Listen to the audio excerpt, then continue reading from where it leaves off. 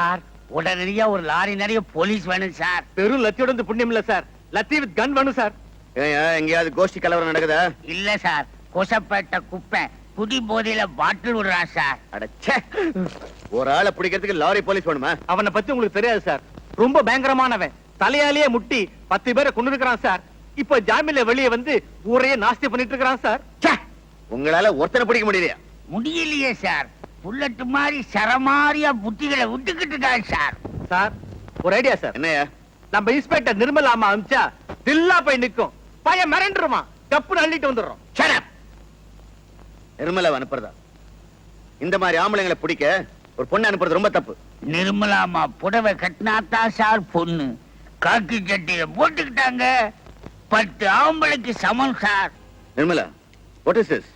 இவன் தான் கொசப்பேட்டை குப்பை. ஊர்ல சோடா கம்பெனிகள் நடக்கிறது இவனை நம்பித்தான். ஓ, இவன் தானே அது? இவனை பிடிக்கதான் இப்ப கிளம்பிட்டு இருந்தேன். இவனை பிடிக்க நீங்க வரணுமா? நீங்க சொல்லி கொடுத்த பாடங்களும் வளர்த்து விட்ட துணிச்சல் இருக்கிற வரைக்கும் இவன் என்ன, இவன் தாத்தாவையே ஒரு கை பாத்துடுவேன். well done Nirmala. கான்ஸ்டபிள்ஸ், என்ன லாக்அப்ல தள்ளுங்க. Yes sir. ஏந்திரா. உண்மையா சொல்றமா, நீ இவ்வளவு பெரிய தைரியசாலியா வருவேன்னு கொஞ்சம் கூட எதிர்பார்க்கவே இல்லை. நீங்க என்ன பொண்ணு மாதிரி வளர்த்திருந்தீங்கன்னா நான் பயந்தாங்குழியா போயிருப்பேன். நீங்க என்ன ஆம்பளை மாதிரில வளர்த்துட்டீங்க. Yes yes, keep it up. இத பாருங்கப்பா, என்ன பொறுத்த வரைக்கும் சட்டம் ஒழுங்கு காப்பாற்றப்படணும். சுருக்கமா சொன்னா, அந்த ராமராஜ்யத்துக்கு பிறகு ஒரு ராமச்சந்திர ராஜ்யம் உருவாக நாம எல்லாரும் உழைக்கணும். திருடர்கள்னு ஒரு இனமே நம்ம நாட்டுல இருக்க கூடாது.